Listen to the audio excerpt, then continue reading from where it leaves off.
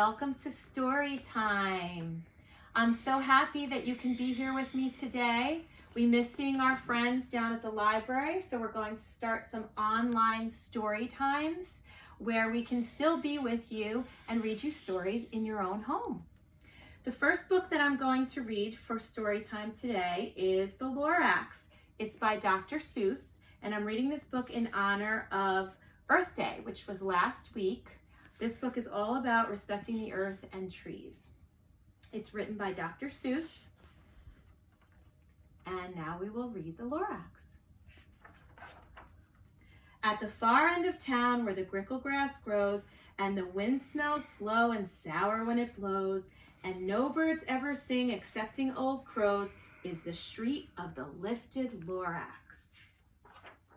And deep in the grickle grass, some people say, if you look deep enough, you can still see today where the Lorax once stood just as long as it could before somebody lifted the Lorax away.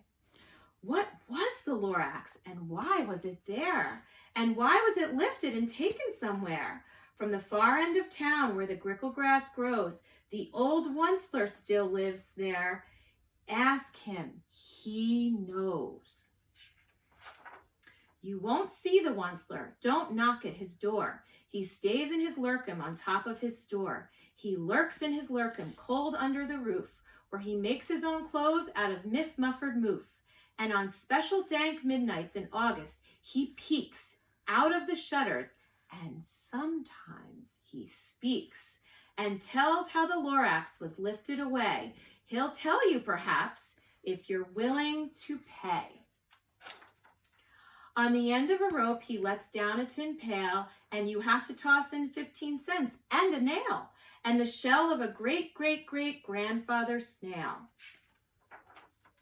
Then he pulls up the pail, makes a most careful count to see if you've paid him the proper amount. Then he hides what you paid him away in his snub, his secret strange hole in his gruvulous glove. Then he grunts, I will call you by wisp-a-phone, for the secrets I tell are for your ears alone. Slup! Down slups the wisp-a-phone to your ear, and the Onceler's whispers are not very clear, since they have to come down through a long, snurgly hose, and he sounds as if he had smallish bees up his nose. Now I'll tell you, he says, with his teeth sounding gray, how the Lorax got lifted and taken away. It all started way back, such a long, long time back.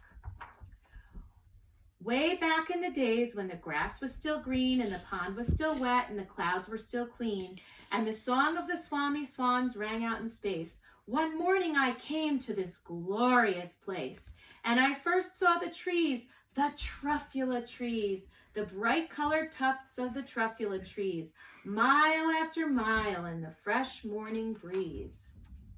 And under the trees I saw brown barbaloots, frisking about in their barbaloot suits, as they played in the shade and ate truffula fruits. From the ripulous pond came the comfortable sound of the humming fish humming while splashing around. But those trees, those Truffula Trees, all my life I've been searching for trees such as these. The touch of their tufts was much softer than silk, and they had the sweet smell of fresh butterfly milk. I felt a great leaping of joy in my heart. I knew just what I'd do. I unloaded my cart. In no time at all, I had built a small shop. Then I chopped down a Truffula tree with one chop. And with great skillful skill and with great speedy speed, I took the soft tuft and I knitted a thneed. The instant I'd finished, I heard a gazump, and I looked. I saw something pop out of a stump of the tree I'd chopped down. It was sort of a man. Describe him? That's hard. I don't know if I can.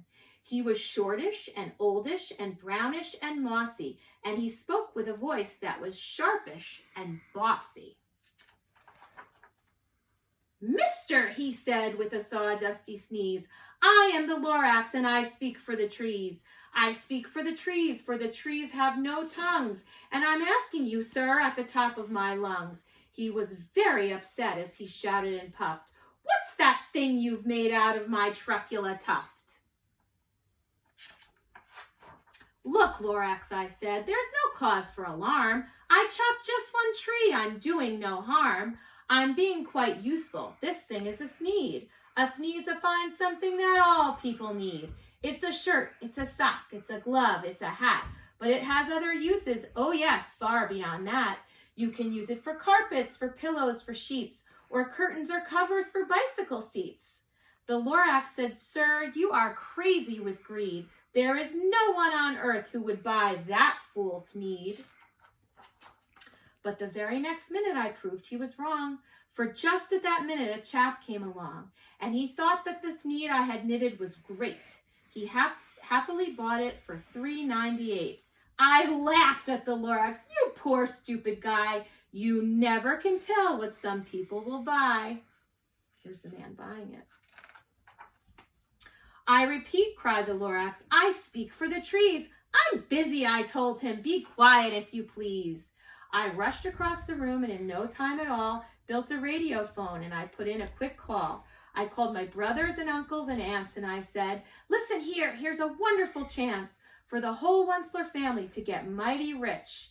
Get over here fast, take the road to North Nitch.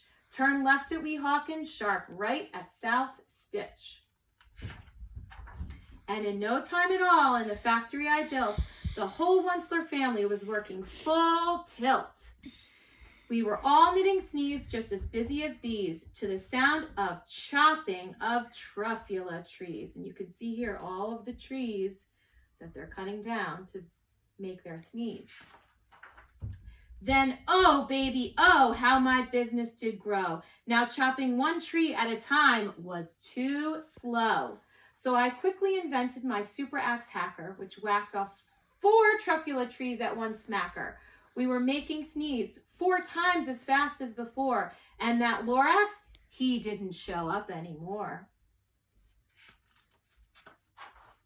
But the next week, he knocked on my new office door. He snapped, I'm the Lorax who speaks for the trees, which you seem to be chopping as fast as you please. But I'm also in charge of the brown barbaloots, who played in the shade in their barbaloot suits, and happily lived eating truffula fruits. Now, thanks to your hacking my trees to the ground, there's not enough truffula fruit to go round, and my poor barbaloots are getting the crummies because they have gas and no food in their tummies. See, they look very sad. They love living here, but I can't let them stay. They'll have to find food, and I hope that they may. Good luck, boys, he cried, and he sent them away. I, the Onceler, felt sad as I watched them all go, but business is business, and business must grow, regardless of crummies in tummies, you know. I meant no harm, I most truly did not, but I had to grow bigger, so bigger I got. I biggered my factory, I biggered my roads, I biggered my wagons, I biggered the loads of the thneeds I shipped out. I was shipping them forth, to the south, to the east, to the west, to the north. I went right on biggering, selling more thneeds, and I biggered my money, which everyone needs. Then again he came back. I was fixing some pipes, when that old nuisance Lorax came back with more gripes. I am the Lorax, he coughed and he whiffed. He sneezed and he snuffled. He snargled, he sniffed. Onceler, he cried with a crufulous croak. Onceler, you're making such smogulous smoke. My poor swami swans, why they can't sing a note. No one can sing who has smog in his throat. And so, said the Lorax, please pardon my cough. They cannot live here, so I'm sending them off. Where will they go? I don't hopefully know. They may have to fly for a month or a year to escape from the smog you've smogged up around here. You can see all of the smoke and the smog in the air, so they're all having to fly away. What's more, snapped the Lorax, his dander was up. Let me say a few words about gluppity-glup. Your machinery chugs on day and night without stop, making gluppity-glup, also schloppity-schlop. And what do you do with this leftover goo? I'll show you, you dirty old Onceler man, you. You're glumping the pond where the humming fish hummed. No more can they hum, for their gills are all gummed. So I'm sending them off. Oh, the future is dreary. They'll walk on their fins and get woefully weary in search of some water that isn't so smeary. So see, now the fish have to leave because the pond is all dirty. And then I got mad. I got terribly mad. I yelled at the Lorax, now listen here, Dad. All you do is yap yap and say, bad, bad, bad, bad. Well, I have my rights, sir, and I'm telling you, I intend to go on doing just what I do.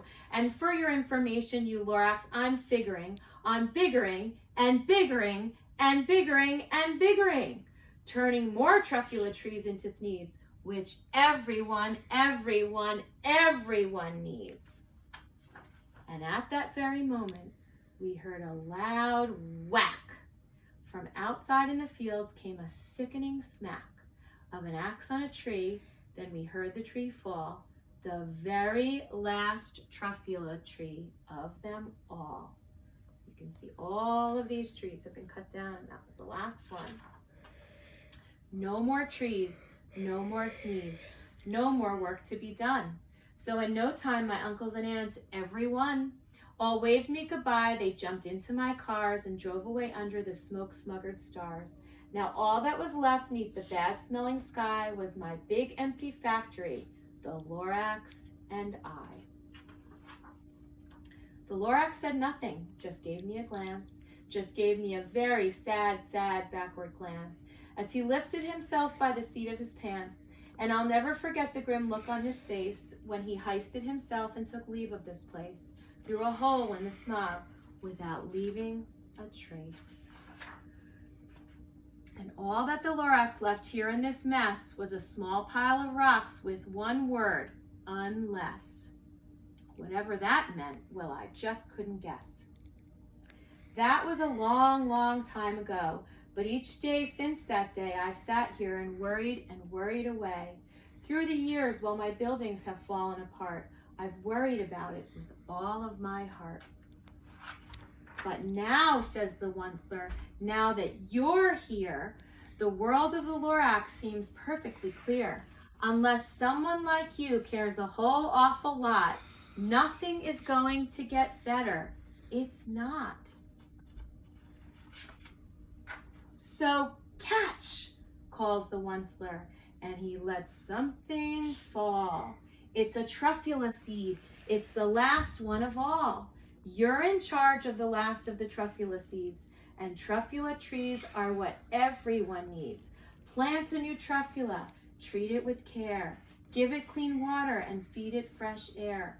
Grow a forest, protect it from axes that hack. Then the Lorax and all of his friends may come back. Okay, so that was The Lorax by Dr. Seuss. Thank you for being here with me today to read this. It gives a very important message about protecting our trees and protecting our world and nature. If you want to do an activity after you hear this book, you can always take a piece of construction paper or a piece of white printer paper and draw your own Truffula tree.